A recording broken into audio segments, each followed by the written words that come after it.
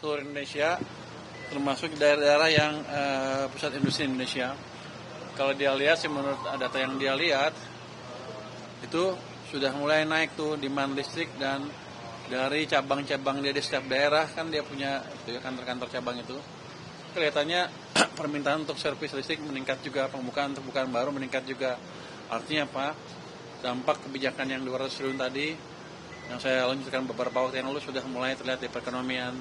Jadi katanya demand mulai menggeliat. Saya harapkan ke depan akan meningkat terus. Dan saya akan minta update ke Dirut PLN mungkin setiap 2 minggu datanya seperti apa. Kita akan lihat kalau emang masih bisa didorong, kita dorong lagi perekonomiannya. Ada bahasa stimulus? Iya Pak, stimulus diskon listrik gitu Pak, ada nggak Pak? Nanti itu bukan saya yang ngomongin, Pak Presiden. Habis ini ngomong utang KCIC nggak Pak? Habis ini sama Danantara, utang KCIC sama Danantara bisa dibahas nggak Pak? Nanti saya lihat, ini kan pertemuan Dewan Pengawas yang untuk saya pertama ya, saya mau lihat seperti apa. Bukannya kemarin udah jawab dia, katanya jawabannya tegas. Dengan 2 opsi katanya Pak, antara dikasih ke pemerintah atau suntik ke AI. Gimana Dia Pak? emang nggak tegas itu mah. Saya nggak tahu, tapi begini, bukan utang yang nggak dibayar, kan pemerintah apa?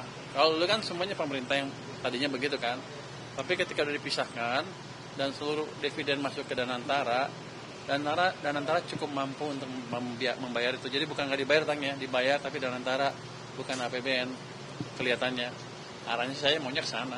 Pak Menhan baru saja. Menteri Keuangan Purbaya Yudi Sadewa mengatakan kebijakan penempatan dana pemerintah sebesar 200 triliun mulai menunjukkan dampak positif terhadap aktivitas ekonomi. Salah satu indikatornya yakni dari meningkatnya permintaan listrik di berbagai wilayah Indonesia. Menurut Purbaya, peningkatan konsumsi listrik menjadi salah satu indikator awal membaiknya aktivitas ekonomi, terutama di sektor industri dan manufaktur.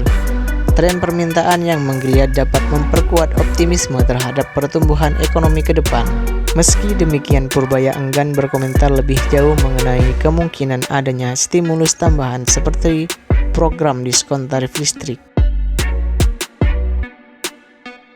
Dikutip dari CNN Indonesia, Menteri Keuangan tidak mau anggaran pendapatan dan belanja negara dipakai untuk membayar hutang kereta cepat atau WUS Jakarta-Bandung.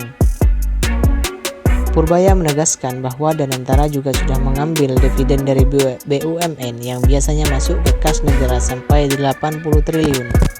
Dengan fakta itu, kata Purbaya, akan sangat lucu bila dana APBN digunakan lagi untuk membayar hutang kereta cepat. WUS alias kereta cepat Jakarta-Bandung dibangun dengan nilai total investasi 7,2 miliar atau setara 116,54 triliun. Investasi ini bengkak dari proposal awal yang diajukan oleh Cina pada tahun 2015 saat berebutan dengan Jepang. Saat itu Cina menawarkan kereta cepat Jakarta-Bandung dengan nilai 5,13 miliar.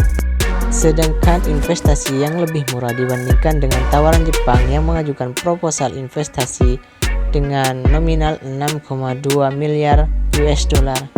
Nah, dari total biaya investasi itu sekitar 7,2 miliar US dollar, 75% diantaranya didapat dari pinjaman China Development Bank. Sementara itu sisanya berasal dari setoran modal pemegang saham, yaitu gabungan dari PT Pilar Sinergi BUMN Indonesia sekitar 60% dan Beijing Hawan sekitar 40%. Keberadaan hutang itu membebani kinerja keuangan PT KAI sebagai salah satu pihak yang terlibat dalam pengoperasian WUS atau kereta cepat. Untuk mengatasi masalah itu, Badan Pengelola Investasi atau BPI Daya Agata Nusantara menyiapkan 2 opsi untuk membereskan hutang proyek kereta cepat tersebut. Demikianlah berita hari ini, semoga bermanfaat.